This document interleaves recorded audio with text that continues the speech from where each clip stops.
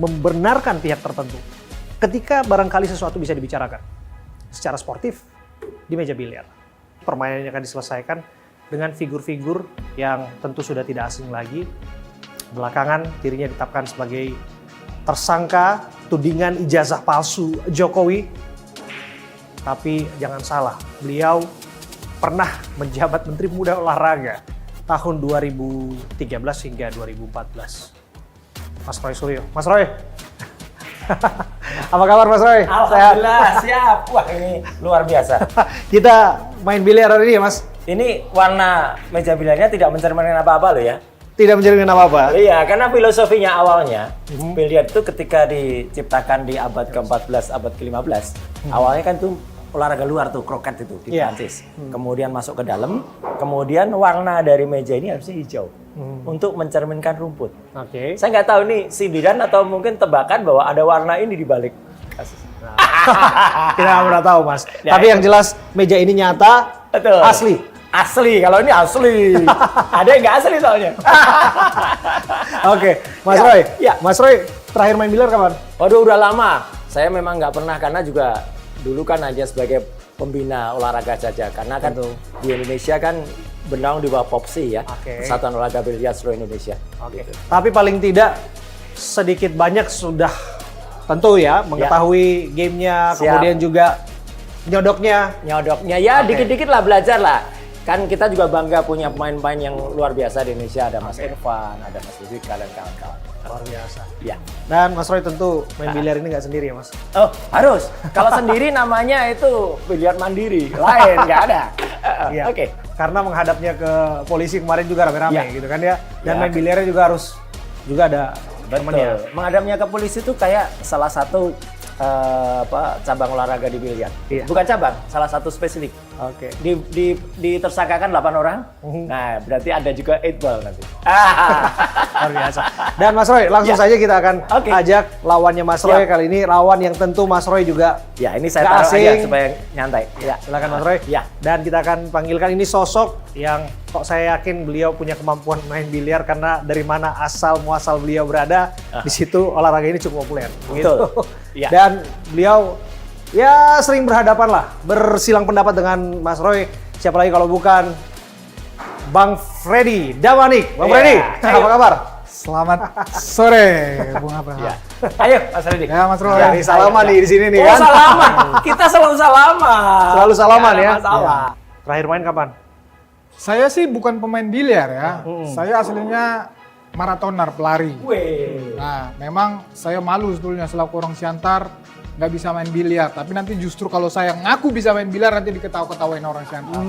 Saya main biliar itu kalau misalnya ke hotel ada meja biliar, itu saya pukul-pukul. Wah, Itu aja. itu namanya pemain, beneran ya. Bukan, Tapi gini- karena ada yang terhampang di situ aja Mas Roy iseng pukul Oke. gitu aja. Enggak, tapi masalahnya beliau mengatakan malu kalau mengaku bisa, Aha.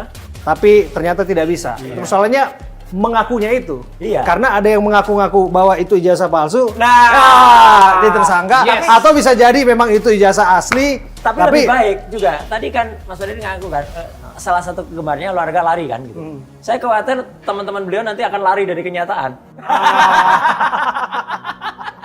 Ini hati-hati kita masalah pengakuan, Mas. Oh gitu ya? Iya, Mas. Karena urusan pengakuan ini urusan yang nggak mudah hari ini. Oh, betul. Iya, Iya, Mas iya. Roy bukan hanya mengaku, bahkan mengklaim. Oh iya. 99,9%. Sahabat saya bahkan 11.000 triliun persen gitu.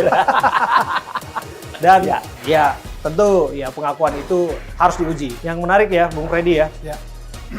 Mas Roy dicekal sudah ke luar negeri. Apa? Tidak ditahan ya, belum ditahan. Iya, belum ditahan. Dan cekal-cekal keluar negeri ya nggak apa-apa lah. Ngapain juga? Udah nggak perlu lagi keluar negeri kan? Kan udah pulang dari Sydney. Udah pulang dari Bahan-bahannya udah komplit. Dicekal ke luar negeri tapi tidak dicekal bermain biliar. Oh enggak lah. Keluar kota juga enggak. Langsung saja ya kita mulai ya. Oke. Oke. Oke. Bapak-bapak boleh Ya. diambil sticknya. Baik.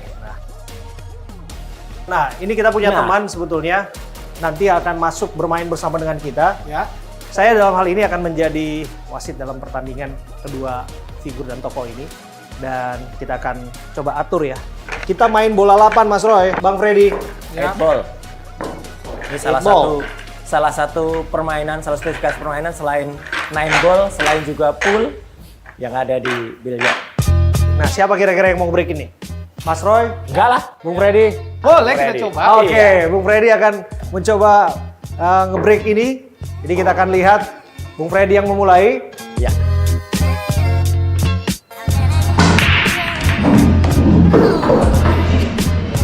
Masuk angka 11. Itu 11 itu ada maknanya. Apa maknanya, Mas? Menpora ke-11. Yang pertama dimasukin. Iya, makanya yang bisa masukin Menpora ke-11 itu Freddy Dama. Masukin kemana dulu? Aduh, Kita tunggu. Oke, silakan mau dipilih dilanjutkan oleh Bung Freddy. Apakah tetap di angka ganjil atau di angka yang genap? Atau saya kasih Mas enggak, Roy aja. enggak. Mas Roy mau genap apa ganjil? Enggak sama aja. Hah? Enggak, saya kok menangkap ada suasana batin dari Mas Roy ini gitu loh. Di dalam hatinya ingin memilih ganjil. Karena satu, beliau adalah Menpora ke-11. Yang kedua, jangan-jangan beliau merasa ada keganjilan dalam penasaran. Ya itu dirinya. makanya. Berarti Mas Roy silakan. Waduh. Tapi yang main tentu Yang yang main masuk. dong, Oke. yang main Nah, dong, Mas Freddy Bung aja. Freddy genap. Iya. Karena dalam hatinya kok saya bisa baca genap sudah apa yang diperjuangkan hari ini Betul. untuk mentersangkakan kubu Mas Roy dan menggunakan. kawan-kawan. Gitu. Silakan, Mas Freddy. Waduh. Ya. Silakan Mas Roy. Ini bebas Oke. free ball sekarang. Free Ya. ball ya. Karena tadi tidak ada yang kena, sekarang Mas Roy Nah, ini aja satu masuk. angka 1. Boleh gak? Belum menembak angka 1, Mas. Ya. Sebutkan satu keganjilan yang menurut Mas Roy kenapa pada akhirnya Mas Roy ditersangkakan oleh penyidik Polda Metro Jaya. Satu keganjilan karena diterapkan pasal-pasal 32 dan 35 di Undang-Undang ITE. Yang kebetulan saya membuat undang-undang itu. Dan itu tidak tepat karena saya tidak melakukan rekayasa dan manipulasi.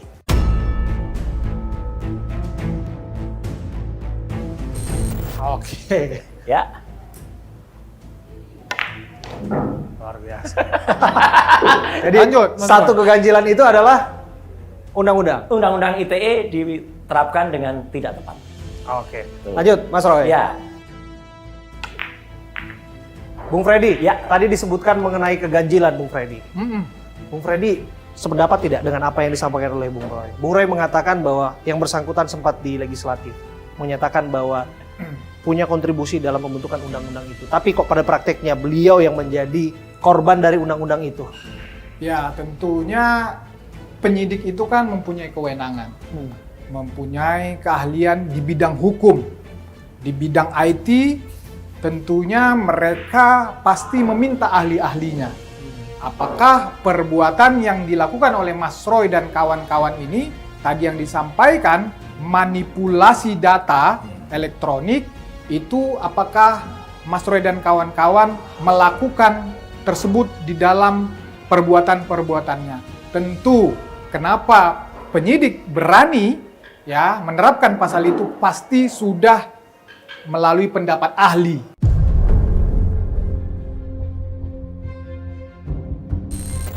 Ya, ahli IT-nya, ahli katakanlah undang-undang tersebut. Tadi Mas Roy mengatakan dia yang buat, tapi kan ada lagi ahli-ahli yang lain. Oke. Tentunya saya percaya penyidik profesional tidak sembarangan menerapkan pasal tersebut. Ya Mas Roy, soal ahli tersebut kan sudah diajukan ahli-ahli Iya, yang dari itulah pihak makanya. Mas Roy. Gak apa-apa, Bung saya Risma, menghormati kawan-kawan. pendapatnya Bang Freddy, tapi juga menghormati pendapatnya para penyidik.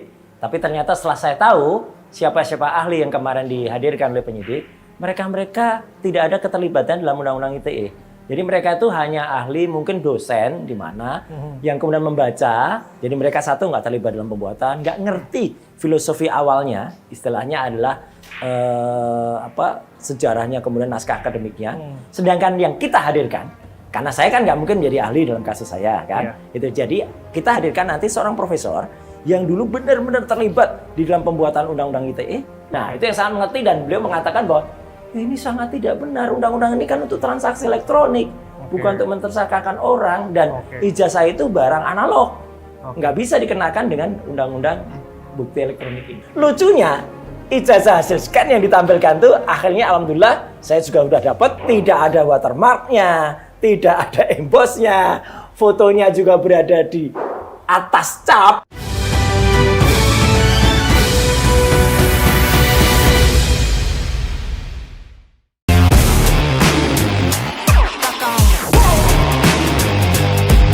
Saksikan Gocek Pro Marco Selasa dan Kamis pukul 21 waktu Indonesia Barat di NTV Sport.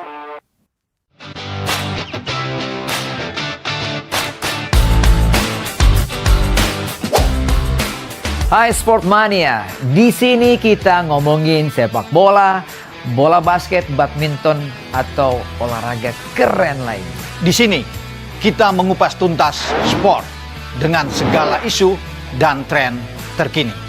Saksikan NTV Sportcast bersama saya Boy Noya Dan saya Roni Pangimana. Informasi yang begitu cepat, isu politik, hukum, ekonomi, hingga sosial terus terikat. Superdon hadir menjadi ruang diskusi setiap isu penting. Superdor setiap Kamis jam 8 malam di Nusantara TV.